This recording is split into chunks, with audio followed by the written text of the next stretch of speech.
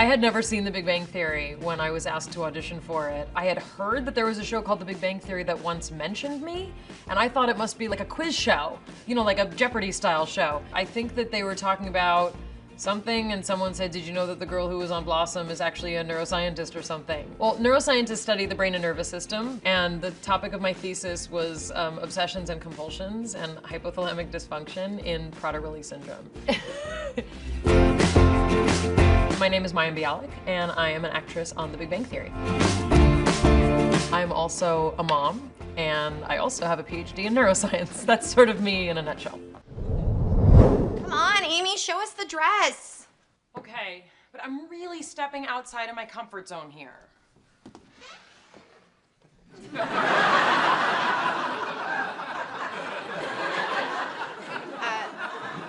I don't think any of your comfort zones are showing.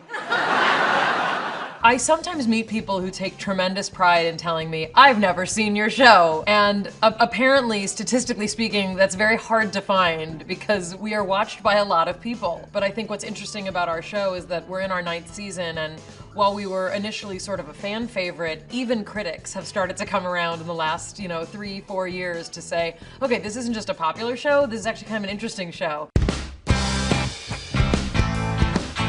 I think a lot of us grew up watching TV shows about attractive people hooking up in different permutations, and I think our show is really about how everybody else has to go through their lives. We have a group of people who aren't being diagnosed or medicated or told that they need to change. They have found social lives and careers and a whole universe that is comfortable and enjoyable for them, and I think that's hopefully inspirational to people who are different.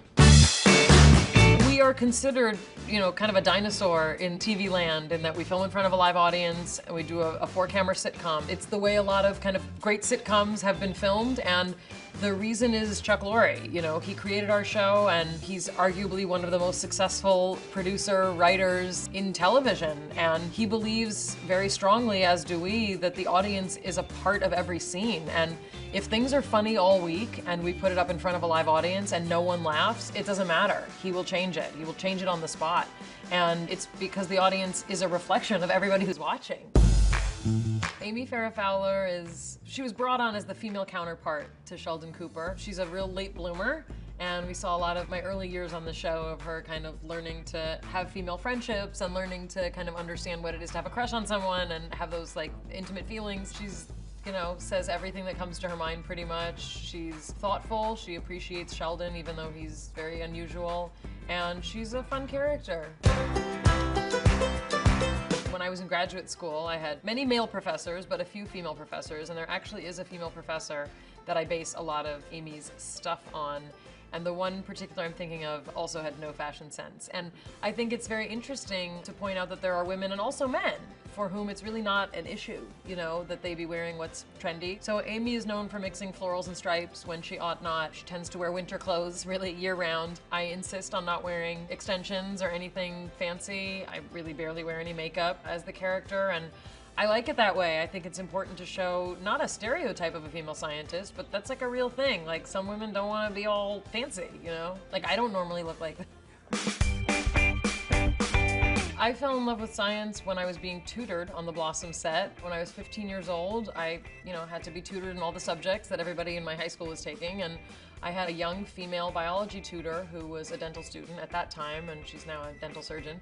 And she was the first kind of female role model I had in science, and she was amazing and passionate, and she made it so much fun. And I really thought science was for boys before that, but after studying with her for that year, I really felt like when this show ends, I want to go and have a normal life. I want to not wear makeup and not have to wear fancy clothes, and I want to study science, so that's what I did.